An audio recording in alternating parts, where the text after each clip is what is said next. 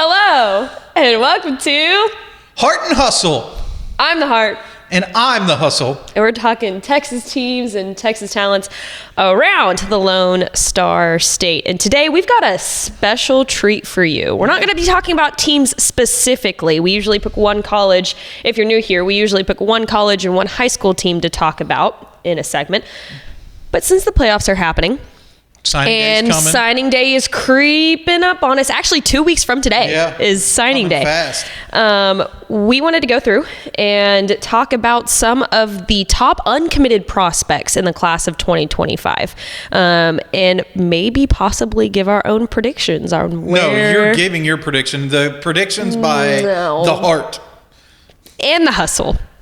Not just the Hart and the Hustle. Predictions that are you can tell matter. me if you agree with me. Yours are the ones that are going to matter. She's done the most research on these players. She by far knows them more intimately than I ever will. She is the reason why we're here to get these predictions, especially the one I'm most interested in when we get there. Our lead photo is Tobi Haastrup. That's so awesome. Katy Maid Creek. That is His recruiting story is really amazing. It really is, and we'll get to it. I mean, it's been picked up by national news outlets around the United States, so we'll get to that here soon. It's area week of the playoffs, I should mention. Also, this is the last week that you can watch Texas football tonight. This is the last week you can watch Texas football tonight, and the Quinton Corner, a very special segment on Texas football tonight. We'll be live at 7:30 p.m. on Friday night for our last Texas football tonight of the 2024 Texas high school football season. It is a little weird because you get so used to being in this routine, right? I mean, I know exactly what I'm doing at the beginning of the week, and that's preparing for Texas football tonight. And Hart and Hustle, duh. Well, duh. But I save that typically for like Tuesdays, because Wednesdays we record Hart and Hustle, and then Thursdays I spend all my day making sure Texas football tonight is ready to go, and then Friday it's Texas football tonight. So it's going to be a little strange, but it frees me up to go possibly see more prospects that I want to go see throughout the playoffs. So whenever it's because it's live, it's happening every week, every Friday. Yeah. It's coming no matter what, right? Yes. You probably don't know what it's going to actually feel like to have that Friday back until it actually happens. I know. And it's not like I'm going to be free. I'm definitely going to be going to games and stuff. Yeah, but I mean, the commitment of the show, 100%. The show just doesn't pop up and turn on Friday nights. There's a whole week long, as soon as the show ends 100%. On Friday, you're basically getting ready for the next. You know what's crazy? A lot of people think that that's exactly what we do, is we just walk in on Friday and we're like, hey, let's put on this 2.5 hour long show about Texas high school football with no prep. And I'm like, no, this is an entire week's worth of process, and we rinse and repeat every single week. Right. I mean, this is not like something we just prepared in the summer and now it's here. It's a different process every single week of the season. No matter what happens, if you're feeling bad or whatever, guess what? Doesn't matter. 7 p.m. on Friday is still coming. No matter what happens, the games are going to kick off. Oh yeah. And Texas high school football is going to happen. Yes. Well, and this week too, I think we're ending on a really good week because our spotlight games are so good. This is probably the best week for them. This has to be the best week. I mean, just right off the top of the head here, College Station and Lufkin, absolute banger. Fort Bend Ridgepoint, who we've highlighted on the show before, going up against North Shore. Waco La Vega, West Orange Stark in that rematch. I mean, just a plethora. Fort Bend Marshall and Bastrop. Oh my gosh. Just a plethora of fantastic spotlight games. The Waco La Vega game just makes me feel like old school Texas high school football. You have West Orange Stark and those are just two, as you think about them in your head, hard hitting. Oh yeah. Way back in the day type of teams that have stayed relevant all the way into the modern era. Yeah. So that's it's not a hipster game. It's not a hipster game. And you know what? This is a rematch because they played actually in pre-district play. And West Orange Stark got the best of Waco La Vega in that one. What was this? Do you know the score off the top of your head on it was game? 42 to 35, I believe. So it was only about it. It was pointsy. It was only about, it was 7-point differential there. See, I was going to go 21-20.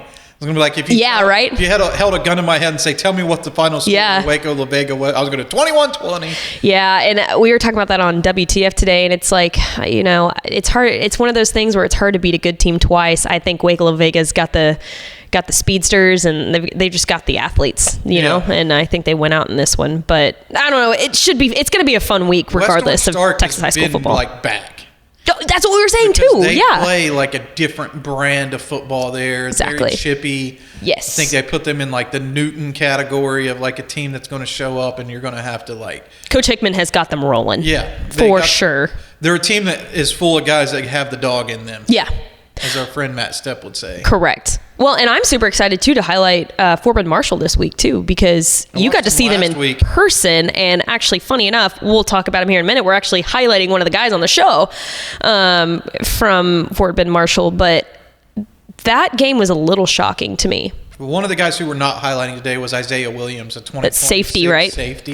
He's like their team leader, but their secondary is so good. Yeah. Because they have Caleb Chester in it, who's committed to Texas, and Isaiah Williams. But they've got other guys in that scheme that are really good too. The quarterback is massive, Caden Johnson. Mm-hmm. He's really got a powerful arm, and I think that they'll go as far as that he's going to kind of take them this year because their skill guys are really good. And their defense is pretty good, but I think the quarterback play and the fronts on both offense and defense will kind of tell the tale. This week's game is going to be a war. It's going to be an all-out war. Two different styles clashing too. Two different completely styles clashing together, and just taking a look at Region 3, 5A Division 2 Region 3 that we're talking about here. It is just a gauntlet. I mean, you look at the matchups here. You look at the top of the Region 3 bracket, and it's Richmond Randall versus Elgin this week. Brenham versus Liberty Hill, which is a banger. I can't wait to see Jacoby Dixon take on Liberty Hill. And then Bastrop and Fort Bend Marshall, Pflugerville, Iowa Colony. I mean, all of those games are absolute bangers. Yeah. I mean, that is a tough region to come out of. Every game, every week. Yeah. I mean, you've got to be on. That's one of those regions where, like, you've got to be on every single week, and you're lucky that it's Class 5A because the depth can be there, right? I mean, pick Randall. I picked Randall, too. I picked Randall to win it all, actually. I could see teams beating Randall for sure. Like, Iowa Colony is one of those teams that definitely could beat anybody. Okay, but here's the thing. So, Randall is in the same district as Iowa Colony and Fort Bend Marshall and whomped them. I mean, they didn't even compare to Randall. You couldn't really pick against them, but the Bastrop is, I think, that team that's like the unknown. Definitely. Compared to those other teams, and they play completely differently, different part of the state. Yes. So they could bring some surprise and intrigue, I think. And it starts that Fort Bend Marshall. I mean, that can't get to the next games unless you win this week's games. No, absolutely. So that is definitely a spotlight game that I'm going to keep my eye on. And while we're at it, I will also be keeping my eye on the wide receiver / athlete, Jakayden Ferguson, out of Fort Bend Marshall. Shall we get started? So for this week's episode, top uncommitted prospects, we picked 5 of what we think are probably like some of the top 5 highest rated. Yeah, I don't know if they're all the highest rated, but they're close. They're towards the top of their top tier. We'll put them in the top tier. 5 names today. We have a top uncommitted prospects article out on the site, texasfootball.com/recruiting, and that is a position by position look at literally who is the highest rated available target at that position that's uncommitted. And we're going to do a little bit of a deeper dive on 5 names in particular who are still in the market and have some of the top schools in the country chasing them. And you set it up nicely with Jakayden Ferguson at Fort Bend Marshall. You got to see him last week. Very jealous. I still very jealous that you got to go to that game because that just seems like my type of game. You got to see London Smith because we didn't get to see London Smith when we were down there for the Waco U game. Yeah, a little one-sided there, but man, you hit the nail on the head. Fort Bend Marshall is full of prospects led by, of course, Jakayden Ferguson, and recently decommitted from the University of Kentucky. Now, this is super interesting to me because I was on 247 looking at their timeline, right? Or I guess his recruiting timeline, whatever you want to call it, right? For sure. So in May 1st, 2024, LSU offers him. Yep. And then June 14th, 2024, Kentucky offers him. He then commits 2 days later to play for Kentucky. then takes an unofficial visit to LSU on November 9th.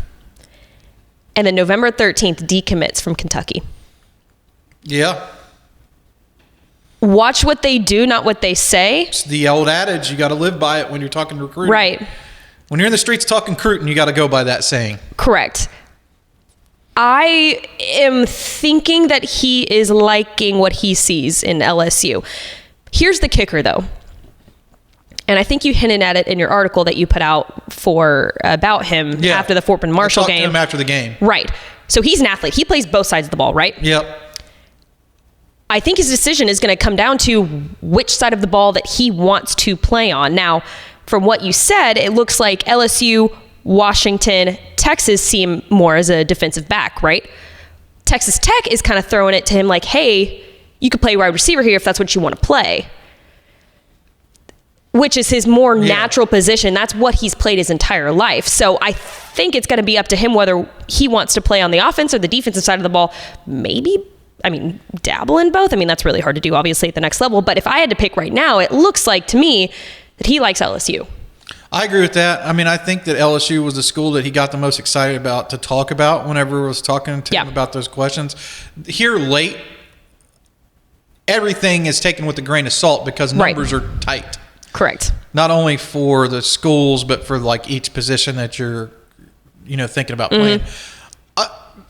Until I pressed him on the offense defense thing, the three schools that he talked about, that he voluntarily discussed, were Washington, LSU, and Texas. And then, by the way, all three of those schools are recruiting me as a defensive back. So that's what he probably wants to play. Texas that makes sense. is recruiting him as a safety, and I think that Washington and LSU are recruiting him more so as a corner. Yeah.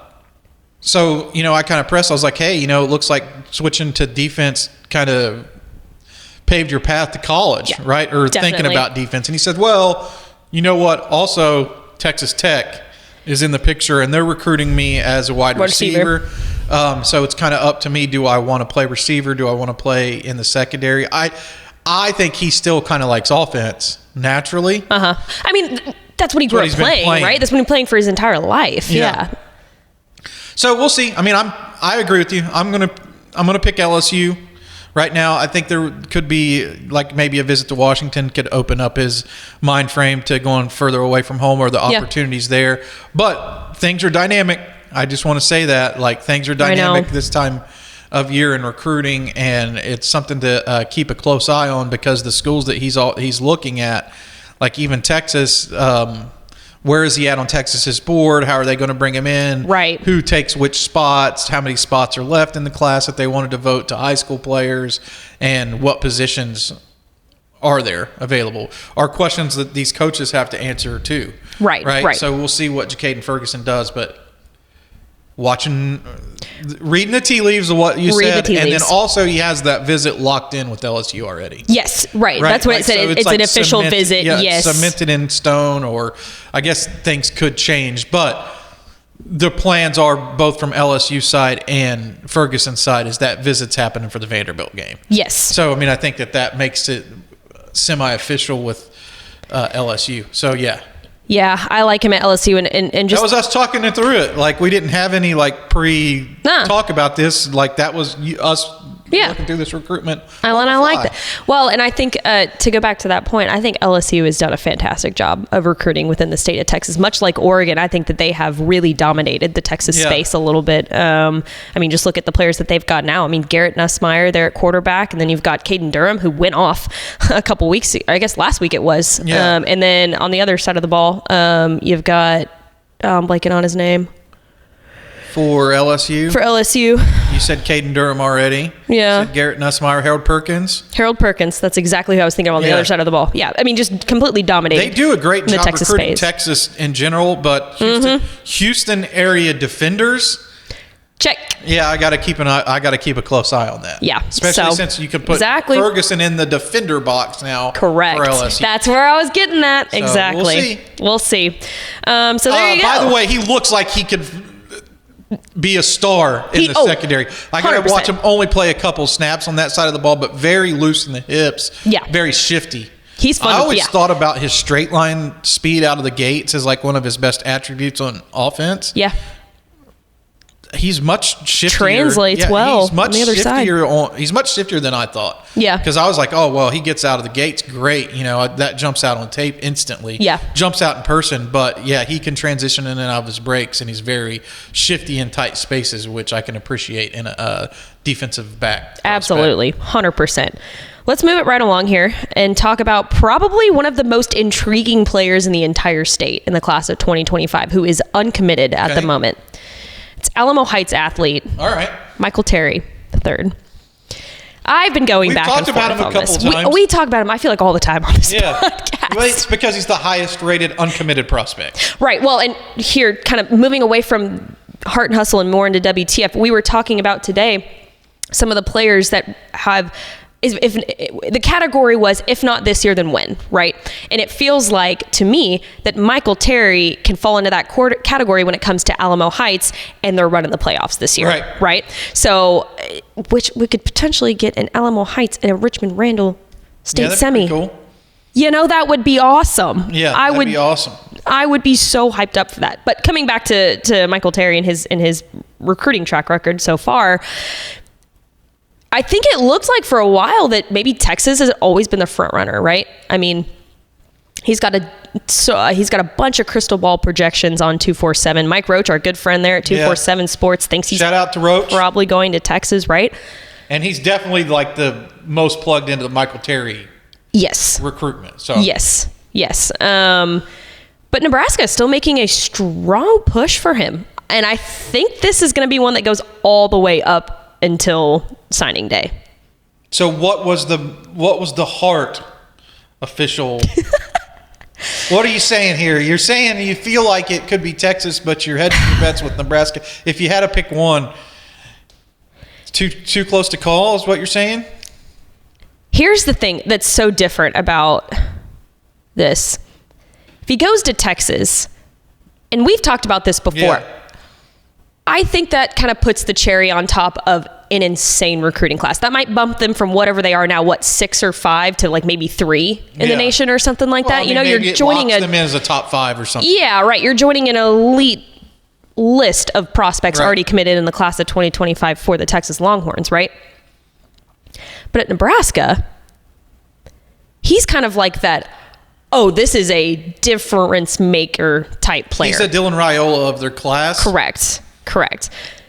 So I keep going back and forth because I'm like, which one is more important to him, right? Does he want to add himself into an already great 2025 class, Oregon or something like, which they've done very well in joining DeCorian Moore in the Oregon's, they've done a great job recruiting in the state of Texas, just like LSU has. But I think if I had to call it, it's between Texas and Nebraska.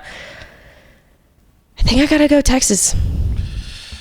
Yeah, I mean, I wouldn't argue against it. My question back would be is if it's Texas, why isn't he committed already?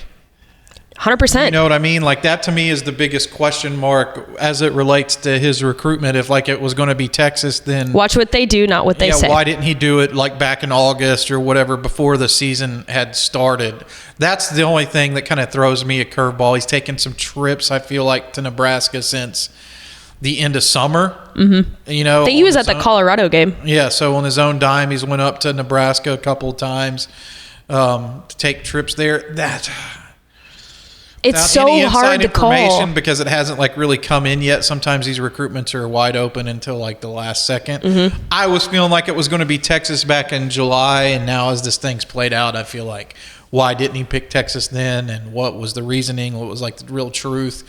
So I'm picking Nebraska. You're gonna pick Nebraska? I'm gonna pick Nebraska for now, just because of the unknown. Like if it was going to be Texas, why wasn't it? Right. I mean, it feels like that Texas has all the things to offer, right? I mean, you're staying close to home. I think that's a big thing for a lot of these players, right? But why hasn't he done it yet? Crystal ball thing, like even whenever I was working at 24/7 Sports and I had to do the crystal ball and be involved with it, sometimes you felt like crystal ball pressure because other people were picking crystal balls on certain schools. Yeah. But sometimes you got to step outside of the box and go with like what your gut instinct is. I know. And that's what tripped me up. I was like, I really feel like it could be Nebraska, you know, but it's like, you know, all these recruiting sites are saying, oh, it's probably going to be Texas, you know, and Mike Roach is in with him. And it's like, I don't know. I didn't look at the crystal balls. I definitely trust Roach's opinion on it, but has his opinion just not changed since back in the same time that I felt?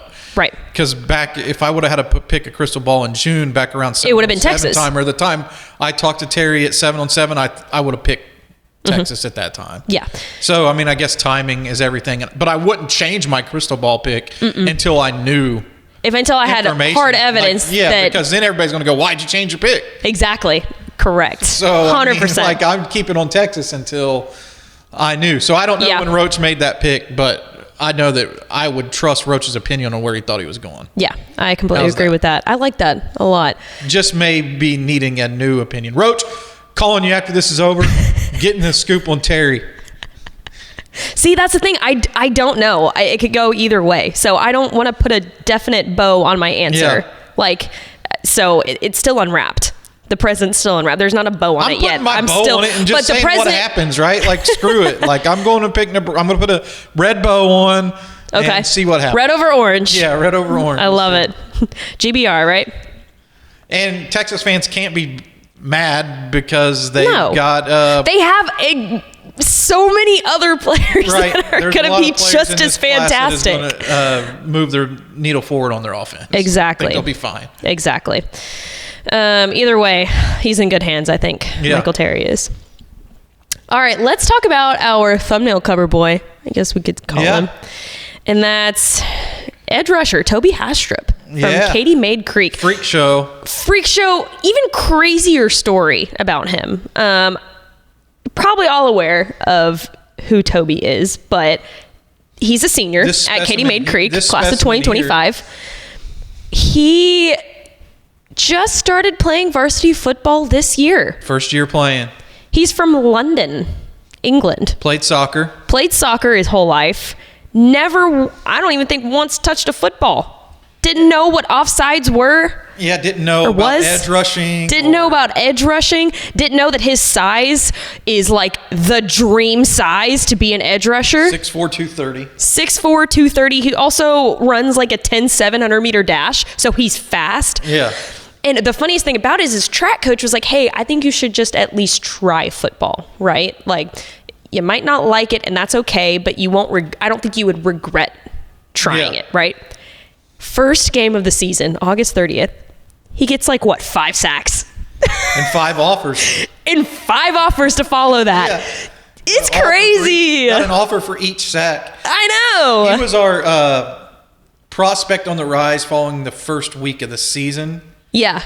And the thing that I guess I kind of said in his video or whatever was from unknown to undeniable. I love that. And I have that written down actually because I thought it was awesome. He is a once in a generation type of story, I feel like, in recruiting. Because I've been doing this a long time. There's not been too many guys that have went from completely off of the radar to being like a top tier recruit. And there have been guys that have popped up that have developed into top tier recruits. Like Andrew Billings is one that I can think of off the top of my head that not a lot of people knew about in his heading into his senior year. Jermaine Gresham in Oklahoma was somebody that not a lot of people knew about. But this guy was not even playing football. I know. Those other guys were playing football, you knew about them, people were talking to them or recruiting. You didn't even know this man existed. No. Because he had never touched a football, American football before. I should clarify that. Now he has 25 offers, 23 offers, something like that. 23 in total. It's in less than a week he racked up 20 of those offers. What's cool about his recruitment too? He's getting to take all these visits because they changed that visit rule where you can take as many official visits as you want, as long as the school can bring you in or whatever. Well, and he's a senior. He's got to go. He's got to speed up this process. Visit every weekend, which is awesome. I think by the end of November, he will have taken 8 or 9 official visits. That rocks. So he went from unknown to going out every weekend of the season and being wined and dined. And these are all visits. Power 4 offers. These are like this is all Power 4, top of the line. He's not a college football fan or whatever. So like he's crazy. like literally going to the universities and like looking at the campuses and that, right, exactly. Finding out which schools are like really good at football.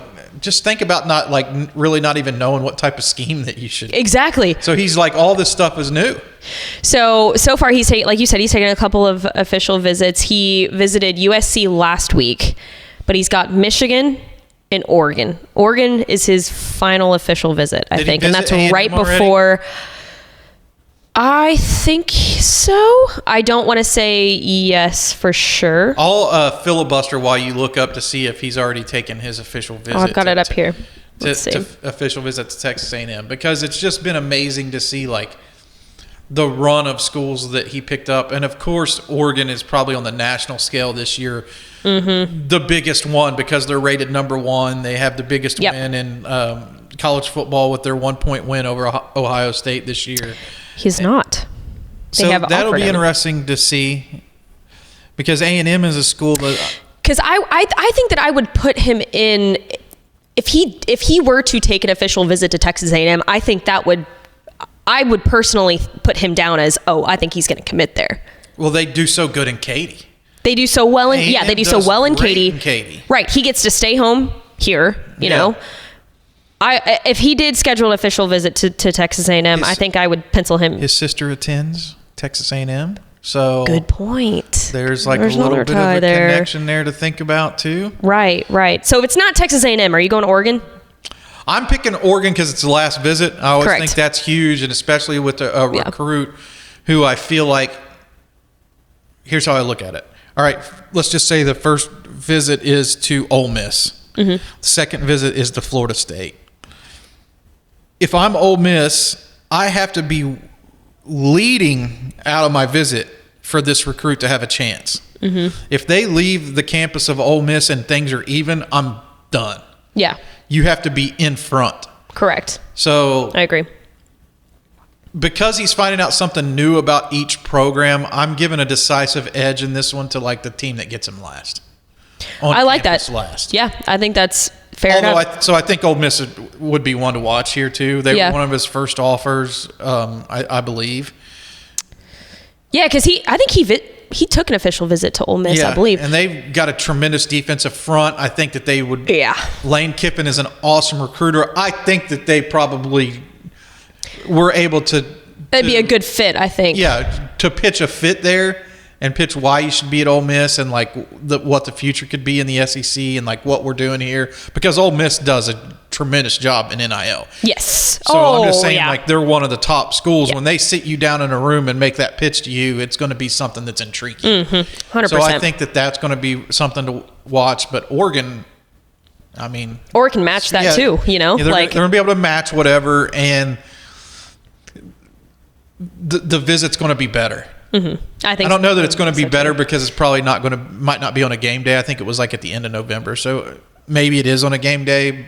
So I'm sure SEC game day is awesome, but I think Oregon's going to have like a better all around visit. Have you seen the dudes on the throne in Oregon? I know. Those pictures look so elite. Well, and like you said too, you've got one of the best players in the entire country, Dakorian Moore, already committed there. You know, like that's got to have some sway too. When I think of commitment photos from Oregon this year, I think of the Dakorian Moore where he's in the throne with the fur, and then it's pretty sick. I'm not gonna lie. Aaron Flowers. Yeah, I'm not gonna lie. That's pretty sick. Pretty sick too. So yeah, Oregon gets like an edge for cool factors. Yes, sometimes. And they're number one in the country. I mean, you can't deny that fact either. Big money. 100%. Big sponsorships. Yeah, you got to think if Oregon's pushing for you hard, college football's probably gonna probably. Dylan Gabriel? I don't know if he actually is. I think Alan Bowman takes the cake for that. Yeah, one of those guys. I think there's another player. Cam Rising. There's a few other players that have been playing for a really long. There was like a tight end at one of the Florida schools. I feel like it was like on his 9th year or something. I think Alan Bowman is my age, and I've been out of college for a couple years. Yeah. Cam Rising might be older than me. I don't remember. I'll have to look that up. But no, you're right. I think Dylan Gabriel, it feels like he has been there for years and years. Well, you watched him a lot at Oklahoma, so you're sure an Oklahoma fan, I would say. Yeah, but I'm a huge Oklahoma fan, duly noted. And Ohio State, which I don't like very much. I'm not an OU fan at all. Yeah, you like Ohio State, and I don't like that at all. Well, it's because because you beat my team every year. And big Rutgers fan. Which, funny enough, totally sidetracked. Michigan State has to win out to get to 6 wins in our last game of the year. Rutgers could keep you down. Rutgers could keep us out of bowl contention. You may not be able to notice this, but I do now notice that we have the Sparty green backlights on our... We do. Well, I just wanted to match Toby's background, but this is also... Or North Texas, too. I mean, that's the actual college I went to. But go green and mean green. All of the above. No Ohio State. All right. Anyways. Toby, if you're looking, the Buckeyes are probably in need of your services. No, Michigan State is. We have got to get some kind of footprint here because that's a whole nother day. He is topic. I mean, all he has to do is you don't even have to change the. I know. It's already forest green. Yeah, it's already forest green. Anyways, he's probably going to go to Oregon.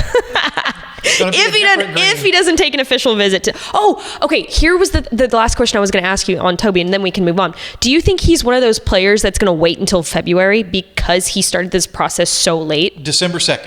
He's announcing his decision on December 2nd. He already announced that on December... Okay, so got it. 3 days or 1 day after that Oregon visit. Okay. Yeah. All right. Okay. That's all I needed to know. Perfect. I like the Oregon pick.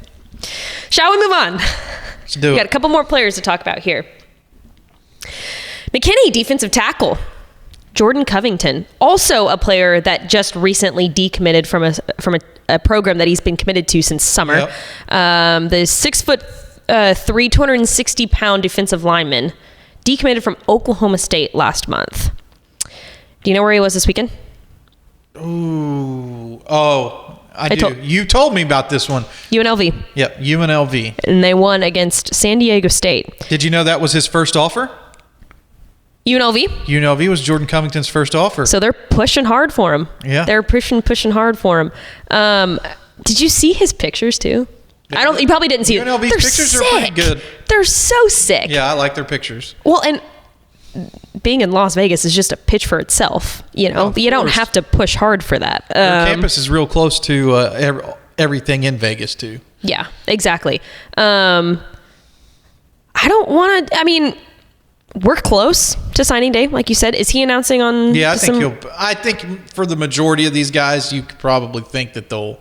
Yeah, I figured they'll pick in the early signing period. Special circumstances, maybe. Yeah, I didn't see any other official visits that he had scheduled out. Yeah. Just UNLV. So that makes me think that he's leaning that way. Picked up a new offer in the last week and a half or so from Sam Houston. I know Sam Houston's high. I know Sam Houston is really pushing to try to get him on campus before he makes a decision. When you hit me with the news about the UNLV visit, because we kind of put this list together before we knew what happened from the weekend or whatever, that caught my eye because then I remembered that they were his first offer. So then I was like, oh, well, they were his first offer back in the day. Circling back, yeah. Circling back around. Is that something to really keep a close eye on? Covington, to me, is one of those guys that you really got to watch closely because he has P4 level talent. He was already committed to Oklahoma 100%. State. If he were to commit to UNLV or Louisiana or Sam Houston, that's a steal for him. He also took an official visit to Kansas, I think, back in the summer or back last year or something. Yeah. So if one of those schools were able to win this, it's an absolute steal for them because 90% of the time, Jordan Covington is one of the best players in the state. There's still 10% of the time where he's sorting through things or he's not given 100% of the effort that you want to see him give, but 90% of the time you can see what makes him so special as a recruit.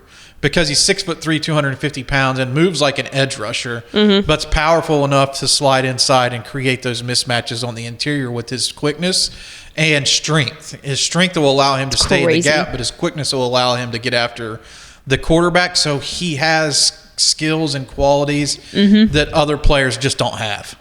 So he's got a very high ceiling, and the reason why he's on this list is because of that. I still feel like there are like going to be schools that watch his tape again and be like, oh, well, I mean, like if you're in need of an interior lineman or a 3-4 end. No kidding. Like a 3-4 end, I think Covington can play that too. So I think he could fit into a few different schemes. There still may be some schools that come back around on him.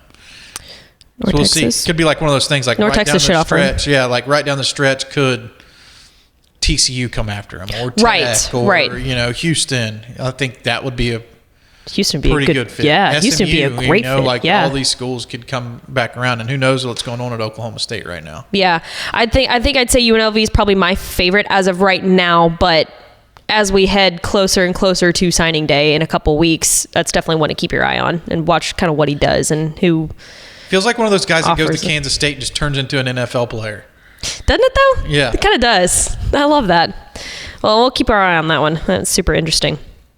Shall we round it all out? Is this the last one? It's the last one that we had scheduled. I mean, we could keep going. It is up to you. Well, I mean, you had the news. We already kind of talked about Louisville offensive tackle Michael Fasusi.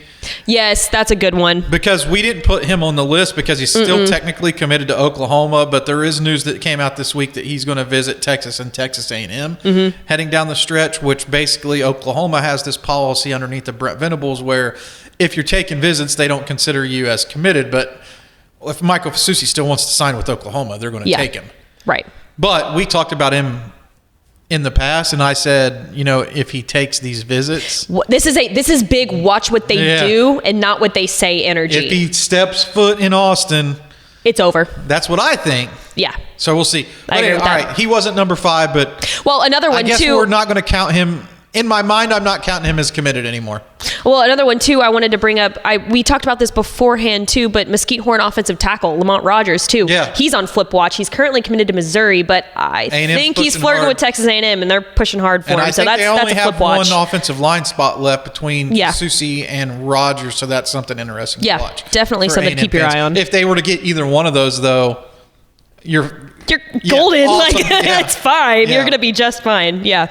All right, let's round it out. One of my favorite players in the entire state. I'm just going to go ahead and say that now. Okay. It's North Crowley, wide receiver Quinton Gibson. See, I'd forgotten even who we picked. I was like waiting for the news. You're like, who are we going to be talking about? That's because I'm old. He's one of my favorite players in the state. One, because North Crowley is a Texan Live school, so go Crowley ISD, first of all. For sure. Second of all, kind of bursted onto the scene this year as a senior. Had to wait his varsity. time. He had to wait his time, definitely. The craziest thing about his his story to me, I guess you could say his recruiting track record, right? Yeah. Is that he only had 2 offers before this season, and that was to Army and Illinois State. I was going to say Arkansas State was going to be one of my guesses. Illinois State. I think he wanted to commit to Illinois State. Yeah. They wouldn't take it. That's crazy. Think they'd take it? Yeah, I think so. Considering that he's picked up 20 plus offers within the past couple of months, all P4, I would say that the speedster is definitely on the recruiting radar now. He's so fun. He is so much fun to watch. Did you see his highlight? I did. From the Byron Nelson game? It was the play of the week. Was it the play? I think it was our friend Trevor Bullard. I think it was our number 1 play of the week this week. Yeah, it was a little screen pass from Chris Jimerson, and he completely reverses on the field, goes around, and scores on a 61-yard play. So from the first game, which we had on Texan Live, well, I guess we have all of them on Texan Live. Yes, you called that game. Yeah. Lancaster? He was our player of the game. Yeah, of course he scored 3 touchdowns in his first. You're like, who is that? Yeah. So there was all this stuff going on, but by the way, also Quinton Gibson was the player of the game, and I feel good because I got we were discussing through the options of who should be the player of the game, and I was like, I think we got to go Q for 6, Q for 6. That's his nickname, and it rocks. It's so awesome. He's always going for 6. He actually. He might break the state record for touchdown catches in a season. I think he's on track to potentially. I was going to look that up. How many does he have? Break that record. I feel like he had 30 going into this. last week. Yeah, I think when we were talking about him in like September, he already had like 17, and I was like, dude, what? Yeah. Like, it's crazy. Let's see. I've got his stats pulled up. Well, they're not completed, but he's got a lot of touchdowns, and he's going for a state record. So he's definitely in the. I don't know. Stay tuned. We'll like release all the semifinalists or finalists or whatever they are for Mr. Texas Football Player of the Year nomination. So I don't want to step on anybody's toes or like make any assumptions, but I got to think that he'll be a player. If I'm asked my opinion on who should be in the mix, he'll be a name that I offer up. I think so too. Like, oh yeah, he's got to be in the talk. And he's got the skill. For me. Yeah, I completely agree with you. And he's got the skill. I think what scared some college programs off last year was probably his size. 5'9", 165, which isn't super small, but I don't think it's ideal, right? For some reason at home, I've watched multiple North Crowley games. They don't look that small, though. Texan Live. Yeah. Every time I watch the game, there was like somebody walking through the living room, like, who is that dude? Because like, seriously, he's an eye catcher. Yeah, like, but you he's watch a also game, making a play all the time. Like, what's the randomness of somebody walking through and Quentin Gibson's making a play? Well, it happened twice this year in my own house. Somebody's just like randomly walking through and I'm like, oh, who's that? He looks pretty good. Rebecca's like, yeah, I need to watch tape on him. That's Quinton Gibson. That's Q for 6 right there. No, you're so right. Every time I get on Twitter, I feel like there's a new highlight reel of all of these awesome plays that Quentin Gibson has made so far. And North Crowley's set to make a really fun. Enough of the bull crap. Who are you picking? Who is it? TCU. She's been filibustering this whole time. TCU. All right, I like it. I think that it was going to be TCU. Colorado? Well, no, I'm going to pick. Okay. You're picking TCU too? Okay. I'll pick TCU. Okay. Yeah, I like it. Ironically, I feel like he can take the spot that Chris Jimerson vacated when he flipped to North Texas. I was just about to say that. You were? I was just about to say that. Your line? No, but you're so right. I mean, I feel like he kind of fills that void there. And then they just recently picked up a wide receiver commit, right? Yeah, big body. Who was the Terry Shelton. Yeah, wasn't he? He was committed to Arizona. Committed of the week or something. But they lost Chance Ables. That's what I was saying. He lost. Yeah, so they lost Chance Ables. Picked up Shelton to take that spot, so they still should have the spot for Quentin Gibson. Correct. Which was the spot that Chris Jimerson was committed to before he flipped to North Texas. North Texas. Ironic. Also, he picked up an offer from UNT this week. Yeah. Quentin Gibson did. Okay. So, did you see that? So they could have the Jimerson get North Texas. You have North Texas. You have your work cut out. Yes. Because somebody else offered him this week to Quentin Gibson. Got an offer from another big program. But yeah, Colorado, I think, and TCU. Colorado, TCU, definitely the front runners. I thought that he was about to commit to TCU. Then Colorado offered, put the brakes on everything. So maybe he's waiting to take like a closer look at Colorado. But to me, North Crowley is the TCU pipeline school. It absolutely is. I'm not picking against TCU unless I got concrete information on a North Crowley player. I think so too. And I don't think he has any official visits scheduled for TCU, which doesn't really mean, I mean, it's right down the street. You know, like I'm sure that they already have a great relationship there. But if I had to does he got a visit scheduled for Colorado? Nothing. I don't know. See, I don't see them scheduling visits because of the nature of their season. I think that the state championship is important enough to North Crowley this year that you're putting that kind of stuff to the side whenever you can. You saw that Daniel Bray slid in his commitment to SMU, but it wasn't like a big deal. He released a commitment graphic. It happened at the beginning of the week. They were able to still concentrate on what was going on with the season. Right. So I don't think they're going to get distracted by recruiting stuff as they pursue a state championship run. Well, so he could be one that could be one underneath of that scenario that they're still playing in the early signing period that could push things back. Yes. It doesn't look like he's got any official visits scheduled though. And that makes sense because they're going to be they're going to be playing. In their mind they're playing every week, right? Right. They think it makes complete sense. And I don't think that you would bet against them. No. You might say I picked them out of Region 1. Yeah. I mean, I picked them too. Then they gotta, then you know, most likely gonna meet Duncanville in the state semis. But if this is the year to beat Duncanville, I think North Crowley's got squad to do so. I did pick Duncanville. I'm picking Duncanville too. But North Crowley's got a dang good squad. right there. I just can't pick against Keelan Russell and DeCorian Moore. I know. That's just the dynamic duo in the state. But what changed about Duncanville this year is no Caden Durham. Yeah, right. Like they haven't.